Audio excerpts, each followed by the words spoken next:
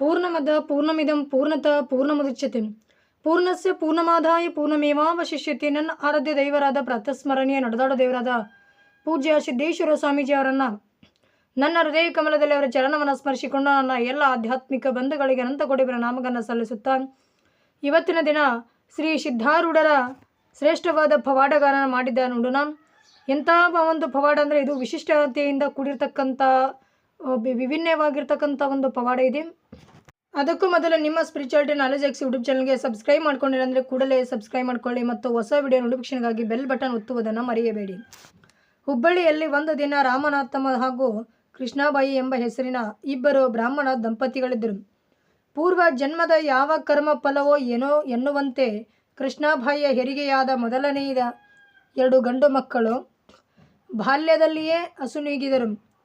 ತಂದೆ ತಾಯಿಗಳಿಗೆ ದುಃಖವನ್ನುಂಟು ಮಾಡಿದವು. ಆಗ ಹುಬ್ಬಳ್ಳಿಯಲ್ಲಿ ಸಿದ್ಧಾರೂಢರ ಅನೇಕ ಮಹಿಮೆಗಳು ನಡೆದು ಹೋಗಿದ್ದವು. ಅನೇಕ ಲೀಲೆಗಳನ್ನು ಕೂಡ ಮಾಡಿದ್ದರು.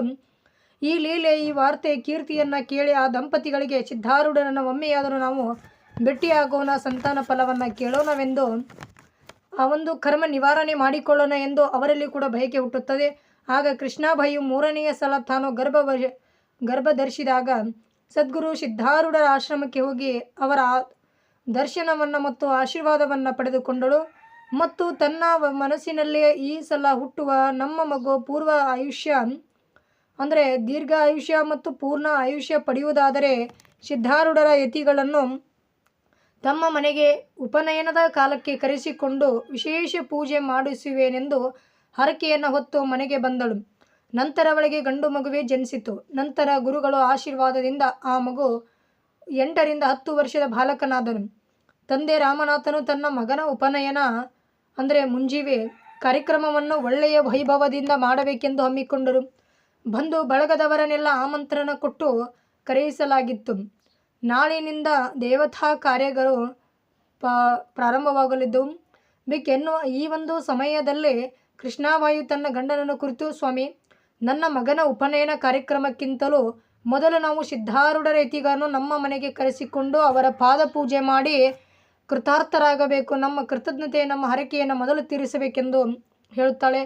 ಹಾಗೆಂದು ನಾನು ಅವರಲ್ಲಿ ಹರಕೆ ಹೊತ್ತುಕೊಂಡಿದ್ದೇನೆ, ತನ್ನ ಹರಕೆಯನ್ನು ಕೂಡ ಹೇಳುತ್ತಾಳೆ ಎಂದು ನಡೆದ ವಿಷಯವನ್ನೆಲ್ಲ ರಾಮನಾಥನ ಎದುರಿಗೆ ತಿಳಿಸಿದಾಗ, ಆದರೆ ರಾಮನಾಥನು ಅದಕ್ಕೆ ಒಪ್ಪಲಿಲ್ಲ.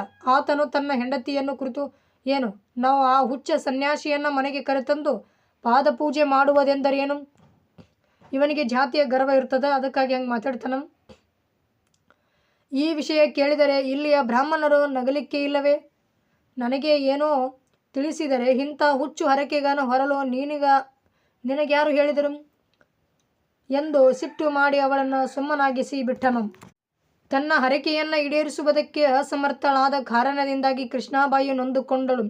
ಗುರುನಾಥ, ನಿನ್ನಲ್ಲಿ ಹರಕೆ ಹೊತ್ತು ಅದನ್ನು ಪಾಲಿಸಲಾಗದ ನಾನು ದುರ್ದೈವಿಯಾಗಿರುವೆನು.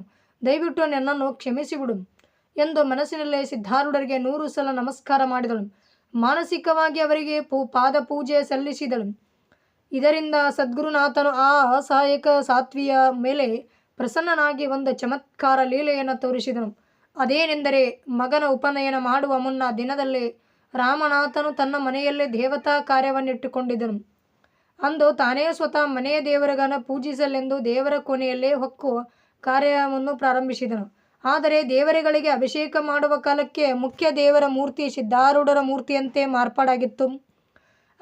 ಅಲ್ಲಿರ್ತಕ್ಕಂಥ ಎಲ್ಲ ಮೂರ್ತಿಗಳು ಕೂಡ ಸಿದ್ಧಾರೂಢರ ಮೂರ್ತಿಯೇ ಕಾಣಕತ್ತಿದ್ದು ಅವನಿಗೆ. ಇದು ತನ್ನ ಹೆಂಡತಿಯದೇನೋ ಕೈವಾಡ ಇರ್ಬೋದು ಅಥವಾ ಕುತಂತ್ರ ಇರ್ಬೋದೆಂಬ ತಾತ್ಸರ್ಯ ಭಾವನಿಂದ ಅದನ್ನು ಒಂದು ಬದಿಗಿಟ್ಟನು. ಅಭಿಷೇಕ ಮಾಡಲೆಂದು ಮತ್ತೊಂದು ದೇವರನ್ನು ಕೈಗೆತ್ತಿಕೊಂಡನು. ಅದು ಸಿದ್ಧಾರೂಢರ ಮೂರ್ತಿಯಂತೆ ಆಗಿತ್ತು. ಮಂಟಪದೊಳಗಿದ್ದ ಎಲ್ಲ ದೇವರುಗಳನ್ನು, ಗಣಪತಿ, ವಿಷ್ಣು, ದತ್ತಾತ್ರೇಯ ಮುಂತಾದವುಗಳನ್ನು ಪರೀಕ್ಷಿಸಿ ನೋಡಿದನು. ಆದರೆ ಎಲ್ಲ ಪ್ರತಿಮೆಗಳು ಸಿದ್ಧಾರೂಢರ ಬಗ್ಗೆ ಈ ವಿಷಯಗಳನ್ನು ಅಲ್ಲಿದ್ದ ಬ್ರಾಹ್ಮಣರಿಗೆಲ್ಲ ಹೇಳಿದನು. ಸಕಲರು ಕುತೂಹಲದಿಂದ ದೇವರ ಮಂಟಪದ ಬಳಿಗೆ ಹೋಗಿ ನೋಡಿದರು. ಎಲ್ಲ ಮೂರ್ತಿಗಳು ಸಿದ್ಧಾರೂಢರ ಮುಖವನ್ನೇ ಹೋಲುವಂತಾಗಿದ್ದವು. ರಾಮನಾಥನಿಗೆ ಈಗ ಜ್ಞಾನೋದಯವಾಯಿತು.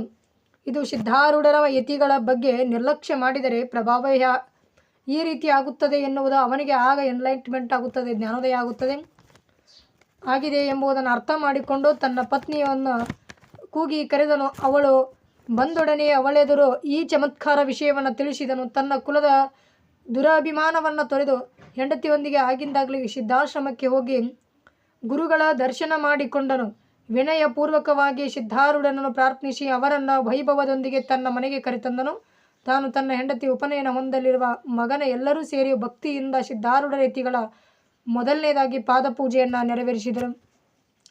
ಮರುದಿವಸ ಅವರ ಮನೆಯಲ್ಲೇ ಉಪನಯನ ಕಾರ್ಯಕ್ರಮ ಗುರು ಕರುಣೆಯ ಪ್ರಭಾವದಿಂದಾಗಿ ನಿರ್ವಿಘ್ನವಾದಿಂದ ಸರಾಗವಾಗಿ ನೆರವೇರುತ್ತದೆ. ಶ್ರೋತ್ರಿಯ ಬ್ರಹ್ಮನಿಷ್ಠ ಗುರು ಈ ಒಂದು ಸಿದ್ಧಾರೂಢರ ಮೇಲೆ ಭಕ್ತಿಯಿಂದ ಇಟ್ಟ ಭಕ್ತಿ ಭಕ್ತರನ್ನು ಯಾವ ರೀತಿ ರಕ್ಷಣೆ ಮಾಡುತ್ತದೆ ನೋಡಿ. ಭಕ್ತರಿಗಾಗಿ ಪವಾಡವನ್ನು ಮಾಡಿ ತನ್ನ ಭಕ್ತರನ್ನು ರಕ್ಷಣೆ ಮಾಡ್ತಕ್ಕಂಥ ಗುರು ನಿಜವಾದ ಸದ್ಗುರು ಆಗಿರ್ತಕ್ಕಂಥ ನಿಜವಾದ ಸದ್ಗುರುವಿನ ಮಹಿಮೆಯನ್ನು ಕೇಳುವುದು ನಾವು ನೀವು ಕೂಡ ಧನ್ಯರು. ನಮ್ಮ ಜನ್ಮವೇ ನರಜನ್ಮ ಸಿಗುವುದು ದುರ್ಲಭ. ಸಿಕ್ಕ ಮೇಲೆ ಜನ್ಮವನ್ನು ಸಾರ್ಥಕ ಮಾಡಿಕೊಳ್ಳಬೇಕಾಗಿದ್ದು ನಮ್ಮ ನಿಮ್ಮೆಲ್ಲರ ಕರ್ತವ್ಯ. ನನ್ನ ಎರಡು ನುಡಿಗಳನ್ನು ಗುರುಚರಣಕ್ಕೆ ಅರ್ಪಣೆ ಮಾಡುತ್ತೇನೆ. ಹರಿವಂತ ಸರ್ವೇ ಜನ ಸುಖಿನೋ ಭವಂತು. ಸನ್ಮಂಗಳ.